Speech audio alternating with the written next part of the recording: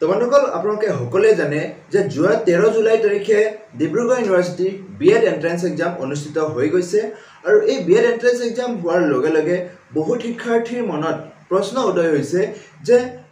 ডিব্ৰুগড় ইউনিভাৰ্চিটিৰ BEd admission লবৰ কাৰণে বা বিএড এডমিশন পাবৰ কাৰণে কোৱালিফাইং মাৰ্কস কিমান অৰ্থাৎ কিমান মাৰ্কস পালে আপোনালোকে এপ্লাই কৰিব পাৰিব বিএড এডমিশনৰ কাৰণে লগতে বন্ধুসকল মই আপোনালোকক জনাম যে ডিব্ৰুগড় ইউনিভাৰ্চিটিয়ে 70 মাৰ্কৰ বিএড এন্ট্ৰেন্স এক্সাম কণ্ডাক্ট কৰে বাকি 30% মাৰ্কস কোৰ পৰা তেওঁলোকে এড কৰে কেনেকৈ এড কৰে অৰ্থাৎ ডিব্ৰুগড় ইউনিভাৰ্চিটিৰ কম্পোজিট স্কোৰ ক্যালকুলেশন মেথড সম্পূৰ্ণ আপোনালোকক মই এই ভিডিঅ'টিত জনাম তো বন্ধুসকল তেতিয়ালে ভিডিঅ'টি হ'বলৈ গৈ আছে বহুত ইনফৰ্মেটিভ ভিডিঅ'টি হেহলৈকে চাব আৰু এনে ধৰণৰ ইনফৰ্মেটিভ ভিডিঅ' পাই থাকিবলৈ মোৰ এই চেনেলটি এতিয়া পৰ্যন্ত যদি সাবস্ক্ৰাইব কৰি মোক আগলৈ এনে ধৰণৰ নতুন ভিডিঅ' বনোৱাত প্ৰেৰণা যোগাব বুলি মই আশা ৰাখিলো তো বলক আজি মূল ভিডিঅ'টিলৈ আমি আহো এইটো হৈছে ডিব্ৰুগড় ইউনিভাৰ্চিটিৰ 2023-24 বৰ্ষৰ মেৰিট লিষ্ট আৰু এই মেৰিট লিষ্টটো মই আপোনাক এনালাইসিস কৰি পেলাই দেখুৱাই আছো যে ইয়াত আপোনালোকে দেখিব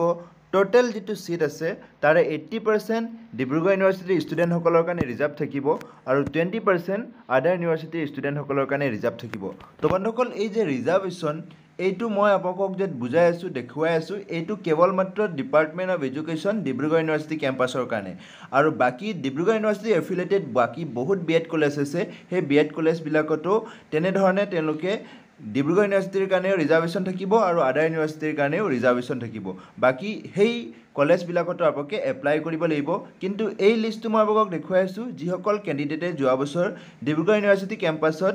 ডিপাৰ্টমেন্ট অফ এডুকেশ্যনৰ আন্ডাৰত যিসকলে এপ্লাই কৰিছে তেওঁলোকৰ কাৰণে তো ইয়াত আপোনাক টোটাল ইনটেক ডিব্ৰুগড় ইউনিভাৰ্চিটিৰ কাৰণে 35 আছে আৰু +4 39 সিট আছে আৰু 39 সিটৰ টোটাল আপোনাক 8টা সিট আদাৰ ইউনিভাৰ্চিটি আৰু বাকি 31টা যেটো সিট আছে ডিব্ৰুগড় ইউনিভাৰ্চিটি ষ্টুডেন্ট সকলৰ কাৰণে ইয়াত দিয়া হৈছে তো এই যে আপোনাক মেৰিট লিষ্টটো দিয়াৰ লগে লগে আপোনাক তাত আপোনাক কি কৰিব লাগিব কাউন্সেলিংৰ কাৰণে যাব লাগিব কাউন্সেলিংৰ কাৰণে আপোনাক স্কোৰ কাৰ্ড লৈ যাব লাগিব অৰ্থাৎ বিএডৰ যেটো আপোনাক ৰিজাল্টৰ যেটো স্কোৰ কাৰ্ড হেতু লৈ যাব লাগিব এপ্লিকেশন ফৰ্ম লৈ যাব লাগিব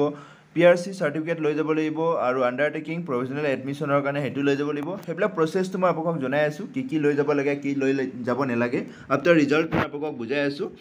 কিন্তু আজি মেইন কথাটো হৈছে বন্ধুসকল আপোনাক যেটো মেৰিট লিষ্ট হে মেৰিট লিষ্টটো এটা চাওক ইয়াত সায়েন্স ক্যাটেগৰীৰ কাৰণে হয় বন্ধুসকল মই আপোনাক এইটো জনাই দিও যে সায়েন্স আৰু আৰ্টস ক্যাটেগৰী ওয়াইজ এটো বেলেগ থাকিব সায়েন্সৰ কাৰণে আধা থাকিব আৰু আৰ্টসৰ কাৰণে হয় সেম হেতু ইয়াত কৈছে ইয়া 73 অৰ্থাৎ কম্পোজিট স্কোৰ 73 পাইছে অৰ্থাৎ ইয়াত আপোনাক মই যে দেখুৱাইছো 73 তো ডিব্ৰুগড় ইউনিভাৰ্চিটিয়ে যে 70 মাৰ্কছৰ এক্সাম কণ্ডাক্ট কৰিছে কিন্তু ইয়াত আহিছে আকৌ 73 এইটো আপোনাকৰ মনত প্ৰশ্ন উদয় হ'ব পাৰে এইটো কেনেকৈ সম্ভৱ বন্ধুসকল মই আপোনাক জনাই আছো ভিডিঅ'টি স্কিপ নকৰাকৈ আপোনাক চাই থাকিব এই 73 টো কেনেকৈ কোৰ পৰা আহিছে মই আপোনাক ডিটেইলছ ভাৱে জনাই আছো তাৰপিছত নেক্সট 70 আহিছে তো আপোনাক এটা আইডিয়া কৰি থক আপোনাক যদি 70 প্লাস মাৰ্কস আপোনাক আহে বা কম্পোজিট স্কোৰ যদি আপোনাক 70 মাৰ্কস আহে তেতিয়াহলে আপোনাক ভাবি থব পাৰিব যে ডিব্ৰুগড় ইউনিভাৰ্চিটি কেম্পাছত আপোনাক বিএড কৰিব পাৰিব তো বন্ধুসকল ইয়াতো সেম ওবিসি ক্যাটেগৰীৰ কাৰণে তেনেকুৱা 60 প্লাস লাগিব অৰ্থাৎ কম্পোজিট স্কোৰ আপোনাক বিএড এন্ট্ৰেন্স এক্সামত কিমান মাৰ্কস পাইছে হেতু মেটাৰ নহয় টোটাল কম্পোজিট স্কোৰ এই কম্পোজিট স্কোৰটো মই আপোনাক বুজাই আছো এসটিপিৰ কাৰণে সেম 57 বা 55 প্লাস লাগিব এসসিৰ কাৰণে তেনেকুৱা 60 লাগিব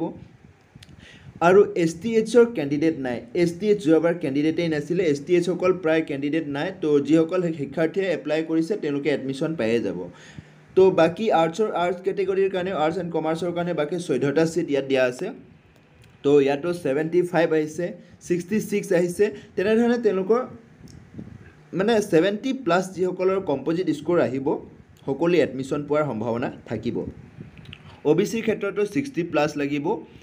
ঠিক তেনেদৰে এসটিপিৰ ক্ষেত্ৰটো 57 দিয়া যোৱা বছৰ পাইছে মানে 60 পোৱা শিক্ষাৰ্থীসকলে এডমিশন লাভ কৰিব এসসিও 60 অৰ্থাৎ 60 আপোনাক কম্পোজিট স্কোৰ আহিব লাগিব টোটাল বাকি আদাৰ ইউনিভাৰ্চিটি শিক্ষাৰ্থীসকলৰ কাৰণে সেম 65 66 মানে 70 পোৱা শিক্ষাৰ্থীসকলে এডমিশনটো পাই যাব কম্পোজিট স্কোৰ তো এনে ধৰণে তেওঁলোকে মেৰিট লিষ্ট পাবলিশ কৰে ইডব্লিউএছ ক্যাটেগৰীৰ কাৰণে আকৌ দিয়া থাকে ইডব্লিউএছ ক্যাটেগৰী যোৱাবাৰ 63 আহিছে 62 62 তেনেকৈ আহিছে তো মানে কি আপোনালোকৰ 65 বা 60 যদি 60 প্লাছ যদি আপোনালোকে কেৰি কৰিবলৈ সক্ষম হয় তেতিয়াহ'লে এডমিশ্যন পাই যাব তো এই বাকী যিমান মেৰিট লিষ্ট পাব্লিছ কৰিছে তাৰে ভিতৰত যদি কোনোবা সেই দিনাখন উপস্থিত নহয় নেক্সট ৱেইটিং লিষ্টৰ পৰা তেওঁলোকে এডমিশ্যন ল'ব পাৰে আৰু যিসকল ৱেইটিং লিষ্টত নাম আহিছে তেওঁলোকে এডমিশ্যনৰ দিনাখন গ'লে ভাল হ'ব কাৰণ যদি কেণ্ডিডেট এবচেণ্ট থাকে সেইদিনাখনে আপোনালোকৰ পিছবেলা তেওঁলোকে কি কৰে এডমিশ্যনটো দি দিয়ে ৱেইটিং লিষ্টত থকা শিক্ষাৰ্থীসকলৰ কাৰণে তো যিসকল শিক্ষাৰ্থী ৱেইটিং লিষ্টত নাম আছে তেওঁলোকে আনকি সেইদিনাখন যাব পাৰে তেওঁলোকে এডমিশ্যন নেপাব পাৰে কিন্তু পাই যাবও পাৰে যদি কেণ্ডিডেট এবচেণ্ট থাকে তেওঁলোকে এডমিশ্যন পাই যাব পিছবেলা অৰ্থাৎ 2টা বজাৰ পাছত সেই এডমিশ্যনৰ প্ৰক্ৰিয়াটো আৰম্ভ হয় তো এনেধৰণে মই আপোনালোকক মেৰিট লিষ্টটো জনাইছোঁ কেটেগৰী ৱাইজ আপোনালোকে কিমান মাৰ্কছ এক্সপেক্ট কৰা উচিত বা কিমান মাৰ্কছ পালে আপোনালোকে এডমিশ্যন পাব পাৰে ডিব্ৰুগড় ইউনিভাৰ্চিটি কেম্পাছত বাকী এফিলিয়েটেড কলেজবিলাকৰ অৰ্থাৎ Dibrugarh university affiliated B Ed কলেজবিলাকৰ কাট অফ বা লাষ্ট ইয়াৰ কাট অফ কিমান আছিল এক্সপেক্টেড কাট অফ কিমান হ'ব পাৰে সেইটো যদি আপোনালোকে জনা ইচ্ছুক তেতিয়াহ'লে কমেণ্ট ছেকশ্যনত কমেণ্ট কৰক মই আপোনালোকৰ বাবে এক্সট্ৰা গোটেই এফিলিয়েটেড কলেজবিলাকক সামৰি এটা ভিডিঅ' বনাবলৈ চেষ্টা কৰিম তো বন্ধুসকল তেতিয়াহ'লে বলক আমি এই কম্পজিট স্ক'ৰ কেনেকৈ কেলকুলেট কৰে আৰু আপোনালোকৰ মিনিমাম কোৱালিফাইং মাৰ্কছ কিমান সেইটো জানি লওঁ তো বন্ধুসকল মই আপোনালোকৰ জ্ঞাতাৰ্থে জনাই দিওঁ ডিব্ৰুগড় ইউনিভাৰ্চিটিৰ বি এড এণ্ট্ৰেঞ্চ এক্সামত আপোনালোকে মিনিমাম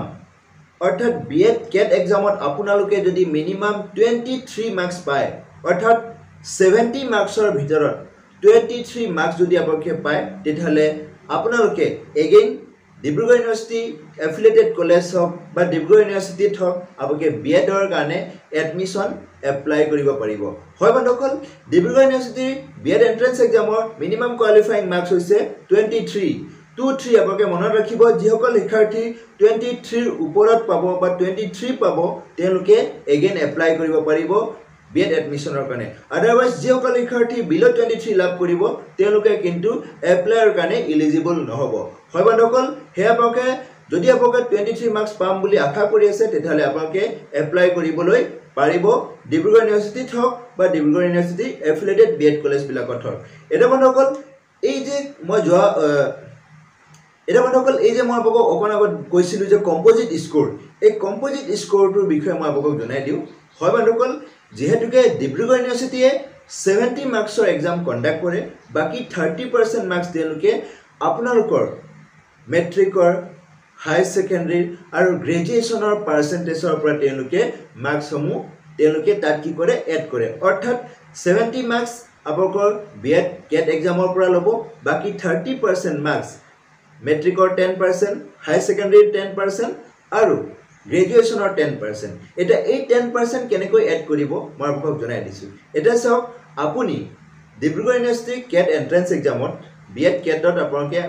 ছাপ'জ আপুনি পাইছে 70ৰ ভিতৰত আপুনি 50 নম্বৰ পাইছে অৰ্থাৎ আউট অফ 70 আপুনি 50 মাৰ্কছ কেৰি কৰিবলৈ সক্ষম হৈছে এতিয়া এই 50টো আপোনাৰ কম্পজিট স্ক'ৰ হোৱা নাই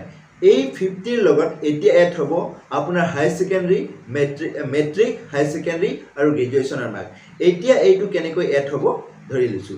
আপুনি ছাপ'জ মেট্ৰিকৰ আপোনাৰ পাৰ্চেণ্টেজ 50% এতিয়া এই 50% যদি আপুনি পাইছে মেট্ৰিকত তেতিয়াহ'লে আপোনাৰ এই যে 50 নম্বৰ আপুনি কেট এক্সামত লাভ কৰিছে এই 50ৰ লগত 5% অৰ্থাৎ 5 আপোনাৰ যোগ হৈ যাব তো 55 হৈ গ'ল তাৰপিছত আপোনাৰ হাই ছেকেণ্ডেৰীত আকৌ আপুনি লাভ কৰিছে বোলে 50 এগেইন আপুনি 5 আকৌ কি কৰিব এড হৈ যাব আপোনাৰ তো আপোনাৰ টোটেল 60 হৈ গ'ল আকৌ বোলে আপুনি গ্ৰেজুৱেশ্যনতো আপুনি 50% মাৰ্কছ পাইছে তো 5 আকৌ আপোনাৰ এড হৈ গ'ল তো আপুনি আপোনাৰ যেটো সাপোজ এই শিক্ষাৰ্থীজনৰ টোটেল কম্পোজিট স্কোৰ হ'ব তেতিয়া 65 হয় বন্ধুসকল এই শিক্ষাৰ্থীজন 65 মাৰ্কছ লাভ কৰিব হে বন্ধুসকল আপোনালোকৰ যদি মেট্ৰিকত হাই সেকেন্ডাৰী আৰু গ্ৰেজুৱেশ্যনৰ মাৰ্কছ যদি বোলে 70% 80% 90% তেতিয়া হলে আপোনালোকৰ কম্পোজিট স্কোৰত এইটো প্ৰভাৱ পেলাব আপোনালোকৰ কম্পোজিট স্কোৰত এই মাৰ্কসমূহ বা এই পাৰ্চেন্টেজ বৰ বিগ এই পাৰ্চেন্টেজ সমূহে বৰকৈ প্ৰভাৱ পেলাব কাৰণ আপোনাৰ যদি 80% হয় তেতিয়ালে 8 ইয়াত প্লাস হৈ যাব আপোনাৰ যদি 90% হাই সেকেন্ডাৰী তেতিয়ালে 9 ইয়াত প্লাস হ'ব গ্ৰেজুৱেশ্যনতো বোলে আপোনাৰ 80% 8+ হ'ব মেট্ৰিকত বোলে আপোনাৰ 80% 8+ হ'ব সাপোজ এজন শিক্ষাৰ্থী হাইয়েষ্ট মাৰ্কস পাইছে 90% মেট্ৰিকত 90% কি কলে আপোনাৰ হাই সেকেন্ডাৰী 90% গ্ৰেজুৱেচনত তো এতিয়া 9 3 গুণ 27 তেওঁ 30ৰ ভিতৰত 27 লাভ কৰিব আৰু এফালে যদি তেওঁ কেৱল মাত্ৰ 50 পাইছে তথাপিও তেওঁৰ কম্পোজিট স্কোৰ হৈ যাব আকৌ 60 70 77 হৈ যাব হয় বন্ধুসকল 77 হে শিক্ষাৰ্থীজনে লাভ কৰিব যদিহে তেওঁৰ 50 নম্বৰ কেটত মাৰ্ক লাভ কৰিছে আৰু বাকি 90% কৈ যদি তেওঁ হাই সেকেন্ডাৰী মেট্ৰিক আৰু গ্ৰেজুৱেচনত পাৰ্সেন্টেজ আছে হয় বন্ধুসকল এনেদৰে ডিব্ৰুগড় ইউনিভাৰ্চিটিয়ে কম্পোজিট স্কোৰটো ক্যালকুলেট কৰে হে বন্ধুসকল আপোনালোকৰ যদি মাৰ্কস এক্সপেক্ট কৰাটো বহুত কম বুলি ভাবি আছে বা আপোনালোকৰ এক্সপেক্টেশন মই বহুত মাৰ্কস কম পাম তথাপি আপুনি নিশ্চিন্ত মনে থাকক যদি আপোনাৰ হাই সেকেন্ডাৰী মেট্ৰিক আৰু গ্ৰেজুৱেচনত মাৰ্কস ভাল তো এনেধৰণে ডিব্ৰুগড় ইউনিভাৰ্চিটিয়ে কম্পোজিট স্কোৰসমূহ ক্যালকুলেট কৰে এটা বন্ধুসকল ইতিমধ্যে মই আপোনালোকক ডিব্ৰুগড় ইউনিভাৰ্চিটিৰ এক্সপেক্টেড কাট অফ কিমান কম্পোজিট স্কোৰ কেনেকৈ ক্যালকুলেট কৰে আৰু মিনিমাম কোৱালিফাইং মাৰ্কস কিমান সম্পূৰ্ণ কথা জনাইছো ডিব্ৰুগড় ইউনিভাৰ্চিটি বিএড এন্ট্ৰেন্স এক্সামৰ লগত জড়িত যিকোনো তথ্য জানিবৰ কাৰণে ডেসক্ৰিপচনত দিয়া মোৰ ফেসবুক পেজ আৰু হোৱাটসঅ্যাপ চেনেলত আপোনালোকে মোক পাৰ্সোনালি মেসেজ কৰিব পাৰিব লগতে আপোনালোকৰ যিকোনো তথ্য জানিবৰ কাৰণে তলৰ কমেন্ট সেকশন আপোনালোকৰ বাবে হয় বন্ধুসকল ভিডিওটি বেছি দীঘলীয়া নকৰো হেহলৈকে চোৱাৰ বাবে আপোনাক অশেষ ধন্যবাদ জয় আই অসম